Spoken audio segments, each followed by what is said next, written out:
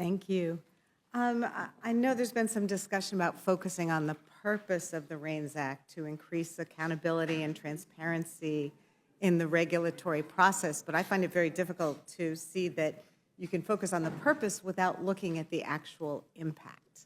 And the fact of the matter is Congress has multiple opportunities for every regulation to influence those regulations, whether in the initial brief that's given to the regulatory agency with the legislation that's being implemented, or in the comment period, or in the opportunity with these regulations in the 60-day period that they cannot go into effect when Congress has the opportunity to take them down, or thereafter, as we've seen a couple attempts already this Congress.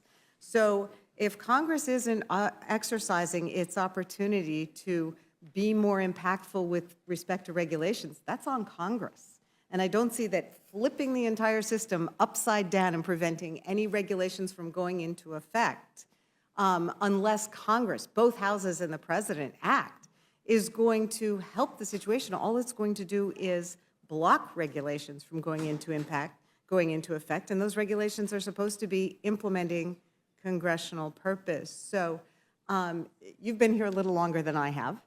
Can you speak to, the practical impact of the REINS Act if Congress is going to have to basically legislate every regulation after it's already gone through the regulatory process?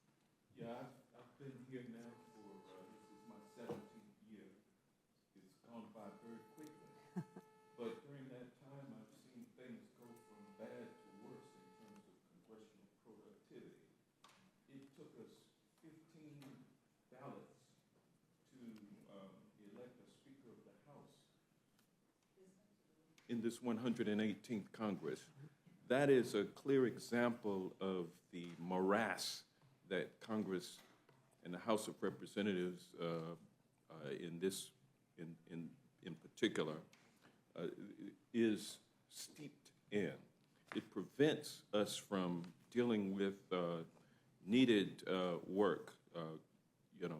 We're now dealing with or thinking about dealing with artificial intelligence, which is already out of the box being implemented, and there's no hope in sight that Congress will come up with legislative solutions to address what the experts are imploring us to address. And so without the prospects of doing that kind of work, and then Congress taking on rulemaking pretty much, taking it away from the agencies and putting that responsibility solely on itself, just doesn't make a lot of sense when you think about whether or not that's going to be effective or not.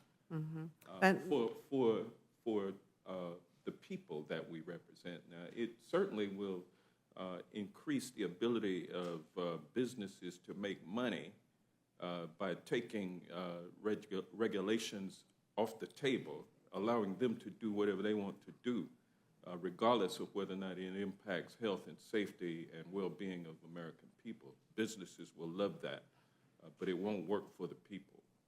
What struck me, I think, in your testimony is you said that the CRA process has been used a total of about 20 times to remove regulations, but we know that this REINS Act would impact about 100 regulations a year. So if Congress, in the course of the entire CRA, has only been able to exercise its legislative ability over regulations a couple dozen times, and now all of a sudden it's going to have to do this, on a weekly basis, I think it's going to make an already cumbersome legislative process even worse.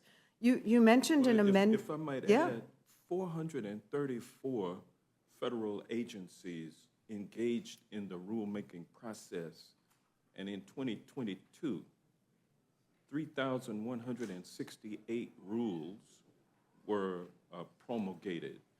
For Congress to take that kind of business unto itself, it's impossible that Congress could be effective in rulemaking.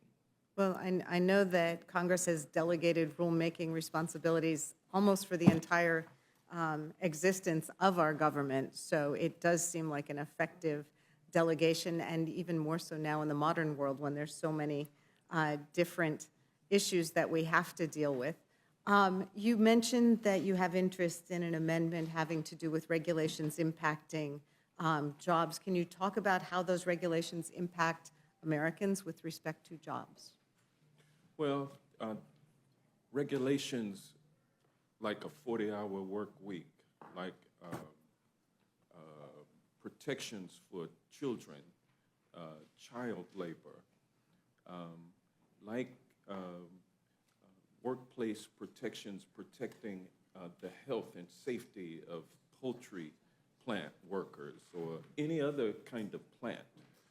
These help people be able to go to work, make an honest day's living in a safe environment, in an environment that they can come back home to their children and their family in one piece.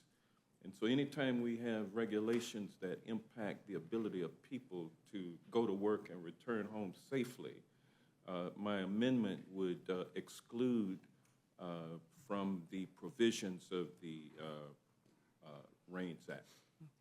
And I know certainly the workplace is not a static environment, as new inventions and new processes happen all the time. I know in recent years we've been looking at the need for increased OSHA regulations regarding heat and people working in extreme heat, as that's become a bigger and bigger issue in our communities.